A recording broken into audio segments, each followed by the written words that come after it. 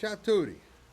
If you're into horse racing and you're not thinking about the Kentucky Derby right now, we're 3 weeks out, then you're probably thinking about the Kentucky Oaks. So, here we go. As requested, the Kentucky Oaks by the Thorograph Numbers and Patterns, at least how I see them. For over 150 years, the Kentucky Derby has stood as the most enduring tradition in American sports. And in our time, one stallion is reshaping its legacy. Back-to-back Derby winners. His first son at stud siring another. A dynasty in motion. A motion that again has forward momentum toward Louisville, with another elite crop of 3-year-olds bearing his genes. Spendthrift Farm, home of Into Mischief. Remember, knowledge, it ain't free. You gotta pay attention and don't believe the hype. And they're off in the Kentucky Derby.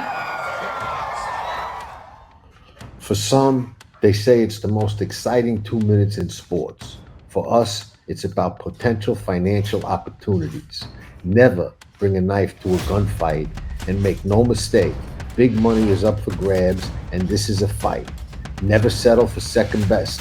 The Past the Wire annual Kentucky Derby seminar. Nobody does it better. Preparation is key. Be better prepared, delve deeper, stealth. They won't see us coming and they won't know we're there. Money management, ticket structure, pace, all the intangibles, Thorograph, everything that matters to make it count, to have that edge. In the end, if things go as planned, it'll be like we stole the money.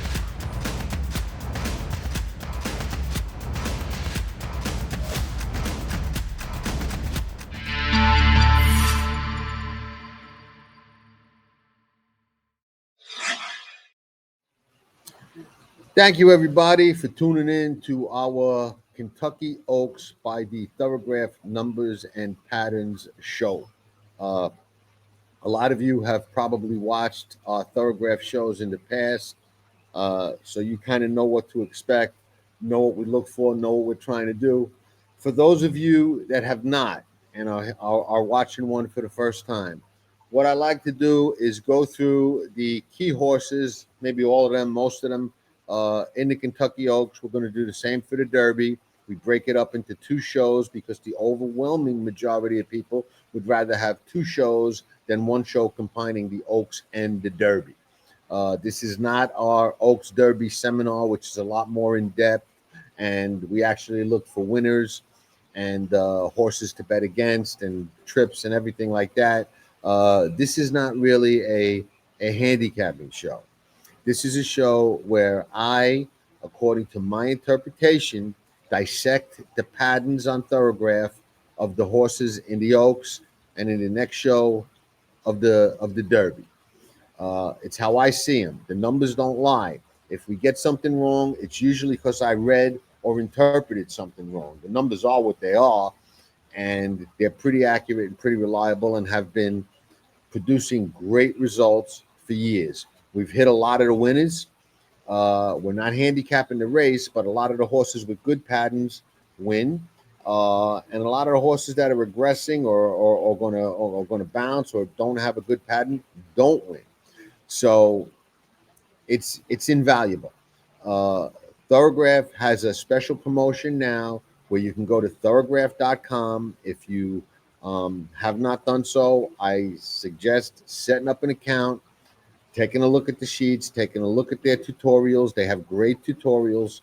And if you have any questions, you buy the sheets, you have any questions, you could always reach out to me. I'm more than happy to answer them.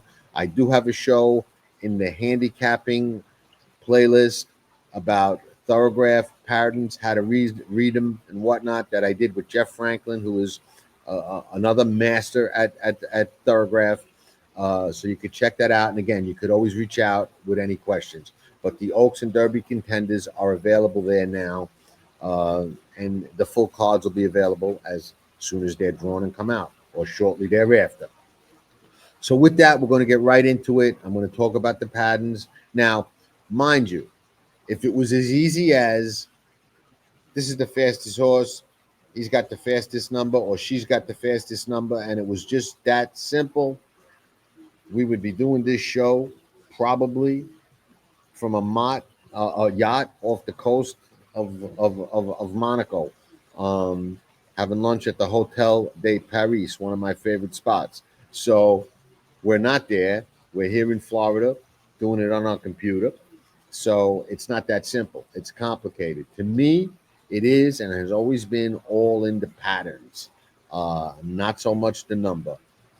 It's like looking at the who ran the best last race and figuring they're going to win this race. Bullshit. Doesn't work that way. Uh, if you think that it does, you better have a deep well because you're going to go through it pretty quick. Uh, Now, like I said, a lot of times we get them spot on. Sometimes a horse or a pattern can fool you. It happens. It's part of the game. I try not to let it happen, and I've been doing it a long time. But when it does, I'm the first to point it out. And on the next show or the next time we're talking about it, I'll say, you know what? I blew that pattern big time because of whatever the reason is. And usually I'll make it a point to isolate the reason when that does happen. Um, Hopefully, doesn't happen this year or on anybody, but you never know. The other thing I'll say before we roll is this is the Kentucky Oaks. A lot of horses are going to have good patterns. Got to look for the best one and the one that looks like they can possibly run the fastest come the first Friday in May. Uh, but don't be surprised nor discouraged by a lot of horses having really good patterns. Again, it's the Oaks, and later it's going to be the Derby. They got good patterns. They're the best 3-year-old fillies. They're going to be the best 3-year-old colts. You're not going to see a lot of horses with crappy patterns. So keep that in mind. That's what makes really getting into these patterns and combining them with your other angles and your other handicapping. Replays is huge to me, and taking my own notes as opposed to anybody else's. But it's crucial to have success. You want to be as prepared as possible. Our seminar can help that. We get into all of this at the seminar. If you don't have a seat, the discount price is available, I think, until Monday the 14th. Then it goes to the full price. So grab a spot if you don't have one, but it's worth it at the full price anyway. Hands down. Don't believe me? Take a look at the testimonials. PassTheWire.com, about us, whatever it says, drop down testimonials. See what people who've been there say. Can't go wrong with our Derby Oaks seminar and the races leading up to that Derby. Okay, let's get into the Oaks. I don't get into all of that nonsense. Oh, good crop, bad crop. I decide that next year or a year or two down the road whether it was a good or bad crop. Hard for me anyway, and pointless, means nothing to tell now. Those of you that have been watching Past the Wire TV and follow me for a while know that I've been very high on journalism since last October. That's pretty much before anybody even knew who he was, barring a select few. And nothing that's happened has swayed me from that. But that's a whole nother issue. We'll get into that more at the appropriate time. Let's start with the very nice 3-year-old filly, Quiet Side, from the stable of John Ortiz, who's been lighting things up of late. Let's look. As a 2-year-old, she started out pretty good. Saratoga, tough meet. We know that. Everybody who wants to win is there. A lot of good horses there. 8 1/4, first time out. 5 in the mud, goes forward. Regresses a little when she goes to Keeneland, 7.5, then runs a 6. So she's got good, better, regress a little, good as a 2-year-old. She comes back first time 3-year-old. I like when they go past their best 2-year-old number, first time at 3. She didn't do that, but I'm going to give her a pass. She runs an 11 first time out at Oaklawn, and the reason I give her a pass is because she comes back with 2 more races at Oaklawn, both very good, pairs up 5s, 5 5. So this year as a 3-year-old, we got 11, 5, 5. Definitely a good pattern. I like the paired 5s. I like the gradual improvement in those races as a 2-year-old instead of the big jumps forward. I'll always take a gradual move forward over a big move forward any day when I'm trying to look at the next number.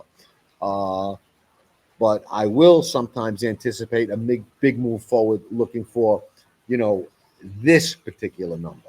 But quiet side, no knocking her pattern whatsoever. The fives are fast, the paired fives are good. Looks like she can definitely go forward in the Oaks. Uh, of course, caveat, right trip, handles the track, which I believe she run a six over it in the past, so should be fine. LaCara, 2-year-old, and you'll get to see some of these big jumps as we go over these. Starts off with a 21 and 3/4, not lighting the world on fire. Moves up significantly to 11 and a quarter. Goes to a 15, so regresses off the move forward. Then runs a 7. Second start at Saratoga. Regresses off the 7 to a 9 and a quarter. Then regresses off that to a 14. That was in the Breeders' Cup. Not the greatest pattern, and a couple of regressions off forward moves. Also not a great sign. Uh, Comes back and does the same kind of thing. Runs a 5, gets faster, so she does go past her best 2-year-old number, which we like because good horses usually do that. 5.5 first time out at Tampa, regresses off that at Gulfstream to a 7, then comes back, runs a 5.5 at Keeneland. Past history, past numbers, past patterns say she's likely to regress off that 5.5. That doesn't win the Kentucky Oaks if we're reading that right. So she looks like, you know, a likely regression, bounce, call it whatever you want, but not going in the direction that I want her to be going in. Good cheer, likely favorite. And when we look at her pattern, we'll see why. Uh, Starts off her 2-year-old year, Indiana Downs. I don't let that fool me. Let me try something here. I want to make my numbers bigger. Okay. Starts off 13 and 3/4, goes to a 5.25 at Churchill, gets a little faster, a 5, pairs the 5 in December at Churchill. So she got faster and she held it. She didn't regress. Comes back, doesn't go past her 2-year-old number in the first start, but she does equal it. She runs another 5 at the fairgrounds, and then she goes forward and runs a 3. 5-3 off the paired 5s to close out the 2-year-old year. Absolutely a fantastic pattern. Can definitely go forward. Is already fast enough if she holds her form to win the Oaks. So dismiss her at your own peril. She needs to be taken extremely seriously. Excellent pattern. Uh, Gradual improvement and pairing numbers, no regressions. Love that. Love it. Tenma, Bob Baffert's horse. Uh, might be the fastest horse in the race when she runs her fastest number. Is she going to do that on the first Friday in May? Let's take a look and see what we think. Starts off fast. And Bob's horses usually do. 8, regresses off that 9.25, regresses off that to a 13. Then he gives her about 2 months. And you know what? It pays off. She comes back in December, runs a 5.5 at Los Al. Fast. We know that 5 is kind of the benchmark right now. 5, 3 is the fastest number we've seen, but that 5 is kind of like the, you know, hey, look at me. I can run fast enough to contend here. And what does she do after that? She comes back as a 3-year-old, and like I said, good horses will do. She goes to a 2, fastest number in the race that we've seen so far, and I think the fastest number of anybody here to date. But what happened? She regressed off that to a 7.5. Now it comes to, okay, how do we interpret that going forward? Well, last time she regressed, she bounced back strong. So she's got that 2 in the bank. If she goes back to that 2, the race is for second. If she goes past the 2, the race might be for second. So dangerous. Not my favorite kind of pattern, but definitely a pattern that says, can go forward. So has to be taken seriously. And if she repeats her prior pattern, she goes forward off that race, and that makes her very, very dangerous. Uh, 5G, interesting. As a 2-year-old, not all that fast, 23 and a quarter, 13 and a half, 11 and a quarter, but gets a lot better at 3 and a lot more consistent. 6 and a half, 6, 6. Gulfstream Park, Oaklawn, back to Gulfstream Park. So she's running those sixes. Uh, when I see 2 or 3 paired numbers or very similar numbers, it's usually indicative to me of a move forward. We could definitely see a 5, definitely see a 4, maybe even see a 3. She's got a good pattern to move forward. She's going to have to. 6 is not going to do it. 5 kind of puts her in the game, but probably not going to do it. So she's got a pattern to move forward. Question is how much? Can she move forward enough to win? And that's going to be determined by a lot of factors, trip, all of that stuff. So we'll see what happens with that. But she does have a pattern that suggests she can move forward. And if she moves forward enough, can become a contender. Ballerina de Oro, I'm a little disappointed with her pattern and her numbers because I do like her a lot on paper, and I do like her even more on replays.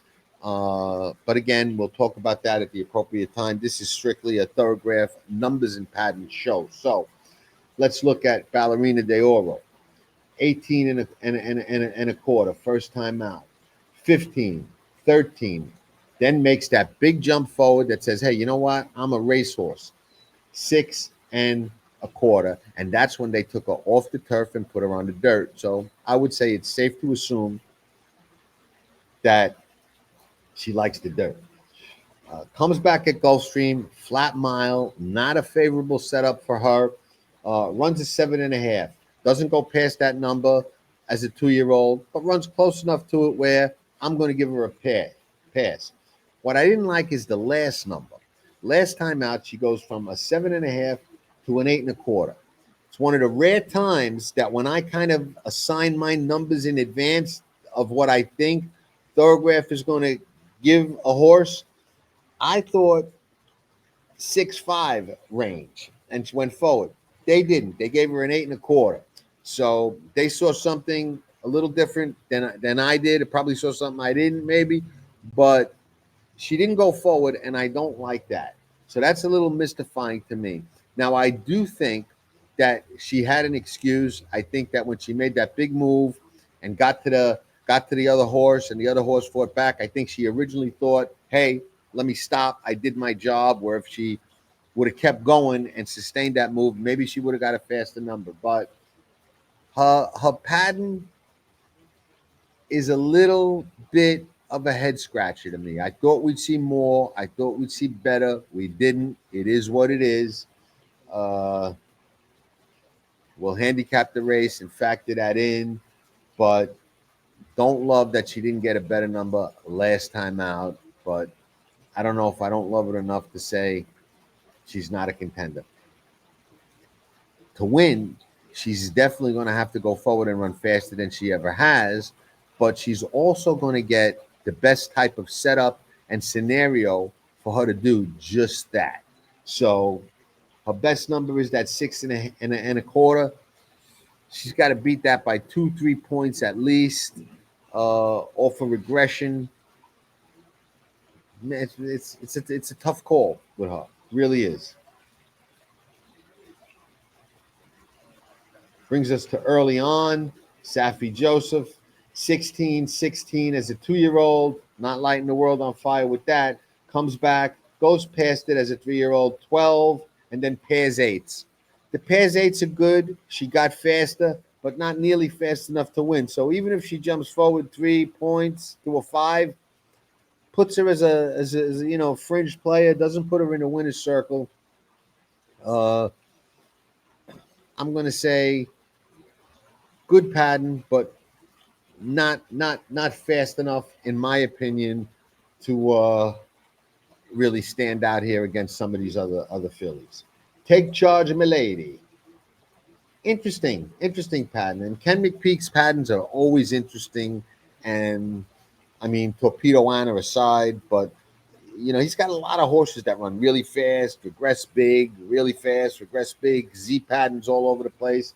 So that's kind of almost the norm for his horses. I don't know why, but it is. Uh, as a 2-year-old, Take Charge Milady runs 16 and a half and then a 12. Comes back as a 3-year-old, goes past that number, 9 3/4.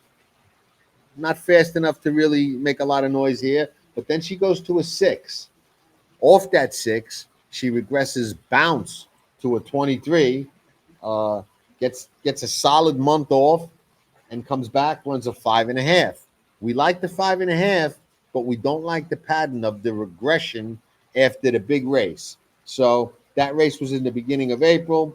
This race is coming up is in the beginning of May. Past history says that a regression is very possible, and you're not going to regress in the Oaks, at least she's not, and win. Every now and then there's a horse that you'll say this horse can regress and win, but it's not Take Charge Milady. Okay, moving right along brings us to Simply Joking. Simply Joking starts off saying, hey, you know what? I could run 5.25 as a 2-year-old in December at the fairgrounds. Comes back, doesn't beat it like I like. The really good ones beat it, but runs close enough where she gets the pass. 6 3/4 first time out, goes to Oaklawn 6.5. So kind of pad numbers with a little bit sliver of a jump forward. I can live with that. I like the pad 6s uh, with that little sliver move forward. Excellent pattern. Take seriously because how far, 2 points, 4, 3 points, 3 puts her right in the ball game. Bless the broken. Always. They need it. 2-year-old, 14, 24 and a half, 10, 13 3/4. So as a 2-year-old, she's regressing off forward moves. As a 3-year-old, she's not. Interesting. She's gotten better. 7.5, 7 3/4, 7.5. We got some consistency here. And again, I told you I like those consistent numbers. They're usually 2, 3, even 4 paired or very consistent numbers or gradual moves forward generally show a forward move is coming. Now, if you get too many of them strung in a row, then I say no, the window is closed. But the window has not closed for Bless the Broken. She's got a good pattern, a dangerous pattern. Going to have to go forward, but she's fast enough to go forward into the contending ranks. The Queen's MG. Okay, no number at Keeneland. Starts out Saratoga, 28 3/4. Big move to a 9. Big move to a 2 3/4. Wow. All of a sudden, hello, here I am. But regresses off that to a 12.5. Vet scratch in October at Aqueduct, comes back 6.5. So she's right there with Tenma with that 2 3/4. So another really, really fast race. Was around 1 turn. 2 turns is different, but I think Tenma's 2 was around a turn 2. I'm not sure. We'll have to check that. But as a 3-year-old, 7.25, 7. We like that. Vandorf last time. That's not such a good sign, but she was a vet scratch and come back and run a big number. So whatever's ailing her, Safi is able to work with and get right for race day. So if we see her in the Oaks, and I'm not sure that we will, she's got those 2 7s. We like that. It's a good pattern. But the pulled up Vandorf last time is absolutely a concern. So can she bounce back from it? Yeah, but it's definitely not what you like to see in a race like the Oaks. Drexel Hill.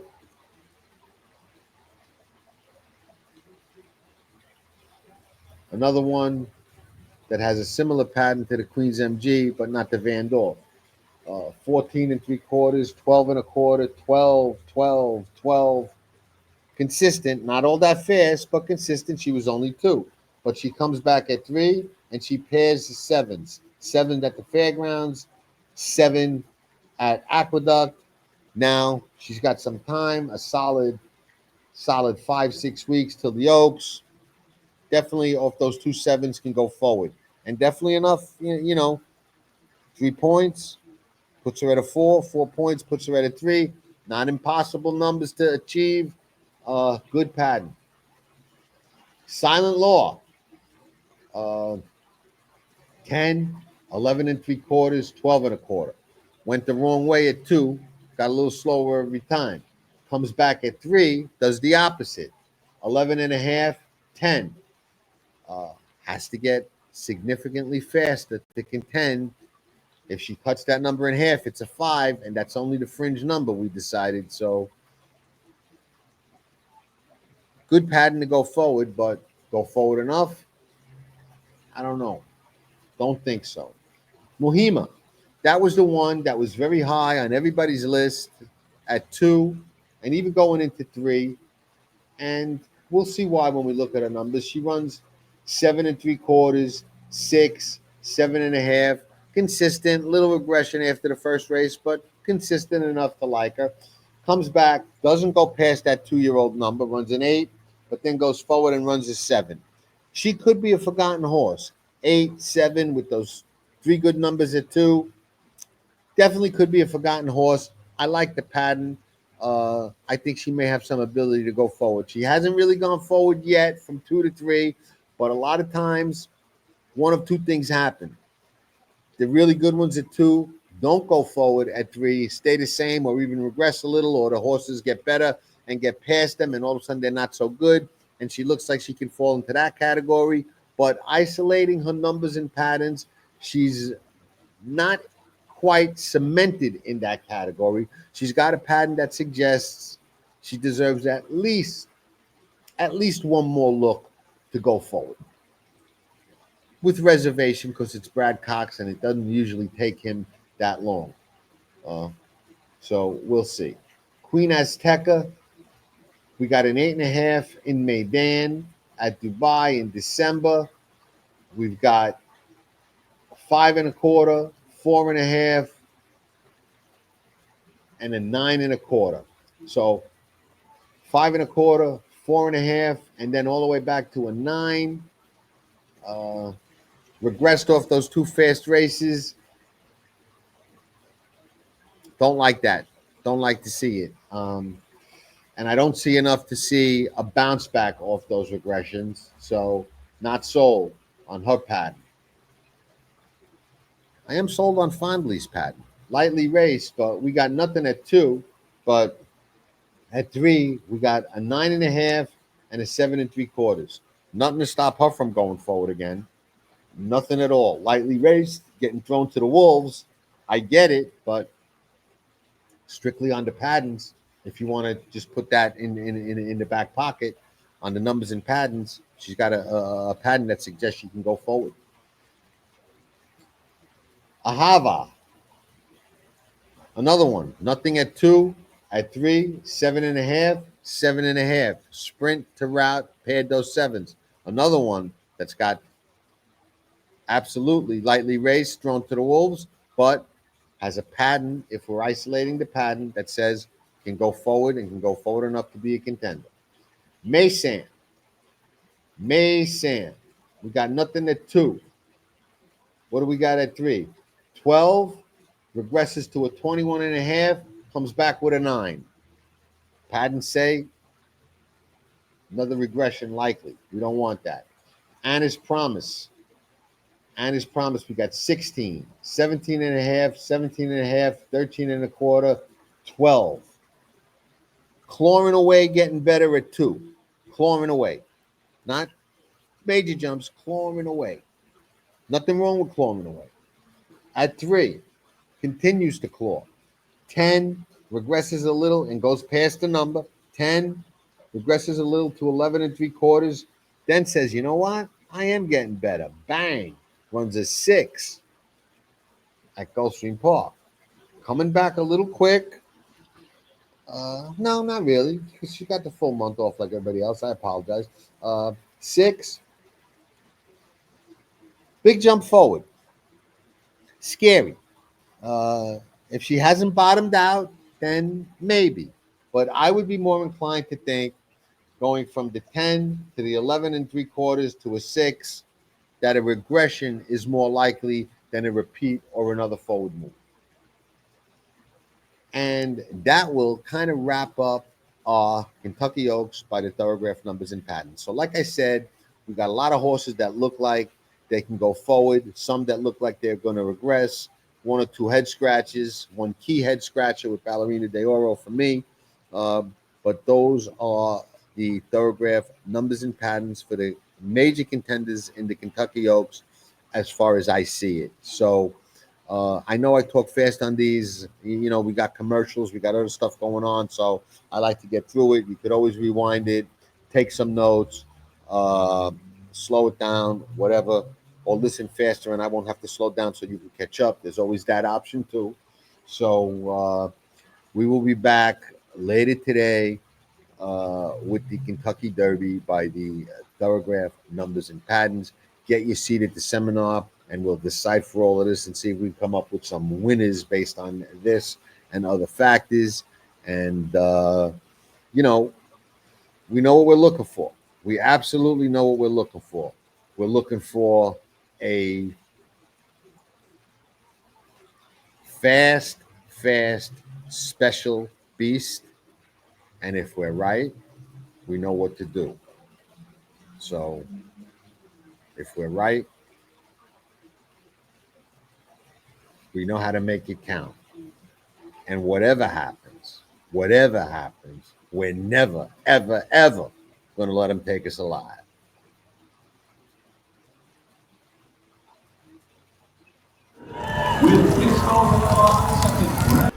There's a lot of ways to handicap a horse race and a lot of ways to bet on it. But nobody that I know does it like Gio Setti and his full card, precise order handicap.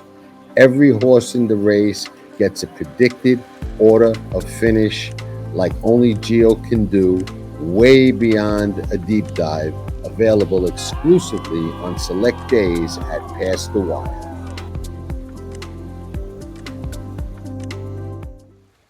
This is important, so you're going to want to remember it. If you're a cat and you want to become a lion, you're going to have to lose your taste for rats.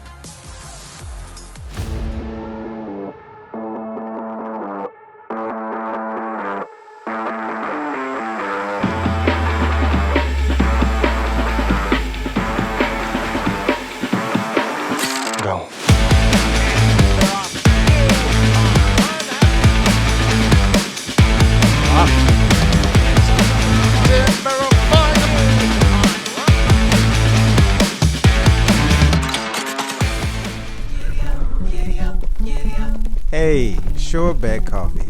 Put that giddy up in your cup. That giddy up in your cup. Sure Bet Coffee. The legend himself, Frankie Dettori. Ciao, Frankie. Tutto a posto. Tutto a posto. Yes, that's a good start. So you haven't lost your Italian.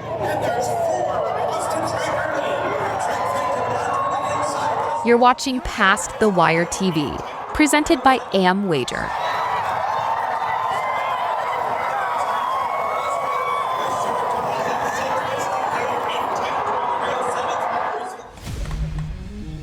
Tracking trips at Past the Wire. There is no better time than now to join and ride with this clan. We'll be your second set of expert trained eyes. We ain't gonna buy you a fish. Sure, we'll give you some, but more importantly, we'll show you how to fish and make you a better.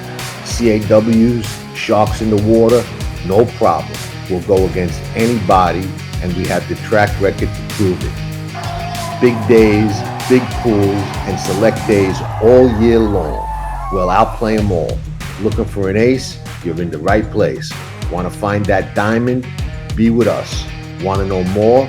Just ask a member or visit us at PastTheWire.com and check out the tracking trips page. Nobody does it better.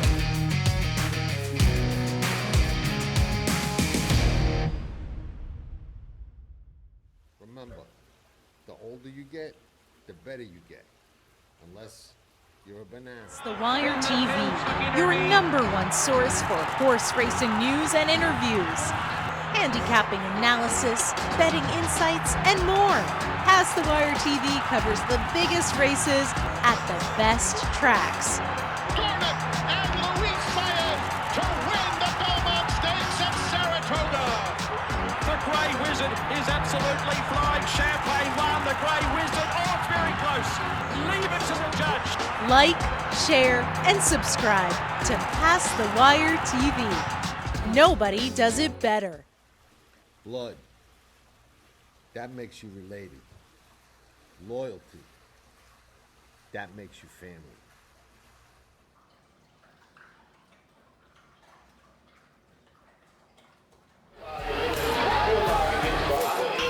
Nobody does it better.